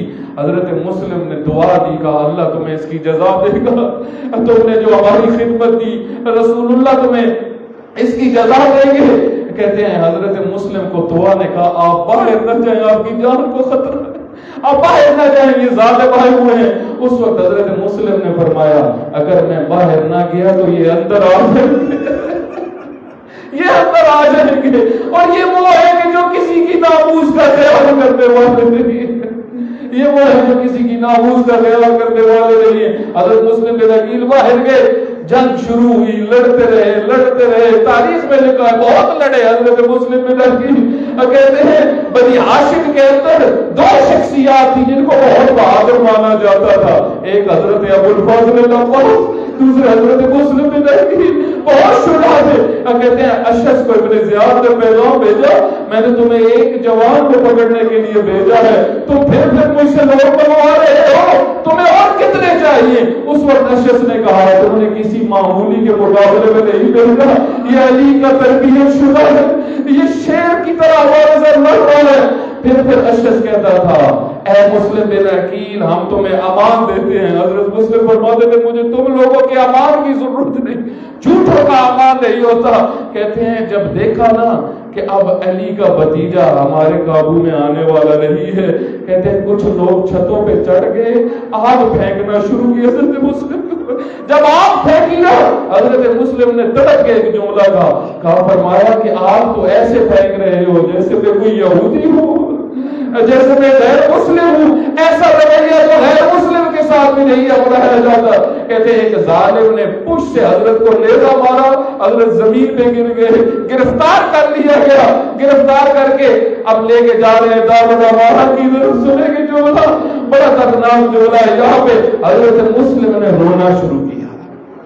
جب رونا شروع کیا نا ایک ملعون نے طعنہ کیا، تم تو بہت بڑے مرد ہو، تم تو بڑے شجاع خاندان سے تعلق رکھتے ہو، گھبرا گئے ہو، لگتا ہے ہم نے پکڑا ہے، رونا مرد کا کام نہیں ہوتا۔ حضرت مسلم نے آہ نکل گئی، فرمایا میں اپنے لیے نہیں رو رہا ہوں، میں اس کے لیے رو رہا ہوں جس کو میں نے خط لکھ دیا ہے کہ کوفہ آ جاؤ، وہ اپنی بہنوں کو لے کے کوفہ آ جاؤ، وہ اپنی بہنوں کو لے کے کوفہ آ رہا ہے، لیکن کوفہ کے حالات بدل گئے۔ اب کوئی ہے جو اس کو خط لکھ دے؟ کہتے ہیں دربار میں پہنچے۔ اب جب دربار میں پہنچے نا ایک ملعون نے کہا امیر کو سلام کیوں نہیں کیا؟ حضرت مسلم نے فرمایا میرے امیر صرف حسین ہے، میں حسین کے علاوہ کسی کو امیر نہیں رکھتا۔ اب کیا پیاس بہت شدت سے تھی، جس نے اتنی جنگ کی ہو بہت پیاس تھی۔ جب پیاس کی شدت تھی فرمایا کوئی ہے جو مجھے پانی پلا دے؟ کہتے ہیں ایک پانی لے کے آیا، جو سامنے پانی پیش کیا گیا، حضرت مسلم بن عقیل نے ارادہ کیا، خون کا ایک قطرہ پانی میں گر گیا، واپس بھیج دیا، پھر دوبارہ لایا گیا، پھر خون کا قطرہ گرا، پھر واپس بھیج دیا گیا۔ جب تیسری دفعہ پانی آیا حضرت کا سامنے والا دانت کا گرنا تھا، انا للہ و انا الیہ پڑھا اور یہی فرمایا اے خدایا مجھے لگتا ہے میرا رزق تباہ ہو گیا۔ اب آگے بڑھے اور وصیتیں شروع ہوئی۔ ابن زیاد نے کہا کوئی تمہاری وصیت ہے؟ حضرت مسلم بن عقیل نے فرمایا ایک شخص کو وہاں بیٹھ کر تھا، اس کو کہا میری کچھ وصیتیں ہیں۔ پہلی وصیت یہ ہے جب میں کوفہ کے اندر آیا تھا میں نے کچھ قرض لیا تھا، میری سواری کو، میری تلوار کو، میری زرہ کو بیچ کر میرا وہ قرض اس شخص تک پہنچا دینا پیسے۔ دوسرا یہ ہے جب میری لاش کو دارالامارہ سے پھینک دیا جائے تو اس کو کسی مقام پہ دفن کر دینا۔ تیسری میری وصیت یہ ہے کوئی حسین کو خط لکھ دے کہ کوفہ کی طرف نہیں آتا، کوفہ کا ماحول ناسازگار ہے، کوفہ کی طرف نہ آنا۔ اب کہتے ہیں امام علی مقام جو کوفہ کی طرف ہی آ رہے تھے، جب رستے میں پہنچے بس پھر آخری جملہ کہتے ہیں جب رستے میں پہنچے حضرت ہر کسی سے پوچھتے تھے کہاں سے آ رہے ہو؟ جب وہ بتاتا تھا نا میں کوفہ سے آ رہا ہوں، حضرت اس سے پوچھتے تھے کوفہ کے حالات کیا ہیں؟ کوفہ کے حالات بتائے جاتے تھے۔ دو شخص آ رہے تھے، حضرت نے ان دونوں سے پوچھا کوفہ کے حالات کیا ہیں؟ اب سنیں کہ انہوں نے کیا کہا؟ انہوں نے کہا اے حسین آپ تنہائی میں آ جائیں ہم آپ کو بتا دیتے ہیں، آپ تنہائی میں آ جائیں۔ میرا دل یہ کہتا ہے ان دونوں نے اس وجہ سے کہا کیونکہ ان کو علم تھا یہ وہ خبر ہے جو بیویوں میں بڑی سخت گزرے گی، اگر بیویوں نے کہا تک یہ خبر بول گئی بہت سخت گزرے گی۔ امام حسین کے پوچھا کیا ہوا ہے؟ کہا ہے حسین ابن علی جس وقت ہم نے کوفہ چھوڑا ہم نے دیکھا مسلم اور رانی کی ٹانگوں میں رسیاں باندھی ہوئی تھی، ان کی لاشوں کو گلیوں کے اندر گھوڑوں کے پیچھے لے کے پھر رہے تھے، ایک ایک گلی میں، ایک ایک محلے میں مسلم اور ہادی کی لاشوں کو لے کے پھر رہے تھے۔ امام نے گریہ فرمایا، علماء نے لکھا ہے یہ وہ پہلا مقام تھا جہاں پہ سید الشہداء نے عزاداری شروع کر گریہ ہوا، مصیبت پڑی گئی۔ اور جب آئے نا سید الشہداء علیہ السلام، اب کہاں پہ آئے؟ جہاں پہ حضرت مسلم کی بیٹیاں تھی، جہاں حضرت مسلم کی زوجہ تھی، ان کی بیٹی کو بلایا، علماء بیان کرواتے ہیں۔ آپ کو علم ہے حضرت مسلم بن عقیل، حضرت مسلم بن عقیل کی بچیوں کے ماموں تھے امام حسین علیہ السلام، امام بھی تھے، ماموں بھی تھے۔ اب بچی کو بلایا، اس کے سر کے اوپر ہاتھ رکھا، سنیں گے مکتب اہل بیت کی تربیت شروع تھی۔ جب سر پہ ہاتھ رکھا نا تو فوراً بچی نے کہا، ماموں جان لگتا تو ایسے ہے، آپ ہاتھ ایسے پھیر رہے ہیں جیسے یتیم بچیوں کی ضرورت ہے، لگتا ہے ہمارا بابا دنیا سے چلا گیا ہے۔ میرا دل یہ کہتا ہے تھوڑے سے فاصلے میں ہی سکینہ بھی ہوگی، ان کے ذہن میں بھی یہ آیا ہوگا جب کسی کا باپ دنیا سے چلا جاتا ہے شفقت کے ہاتھ سروں میں رکھے جاتے ہیں، لیکن ہائے شام غریبہ تھی، شمر کا حملہ تھا اور شمر تماچے مار رہا تھا، تالیاں مار رہا تھا، حسین کی بیٹیوں کے سروں میں کوئی شفقت کا ہاتھ پھیرنے والا نہیں تھا۔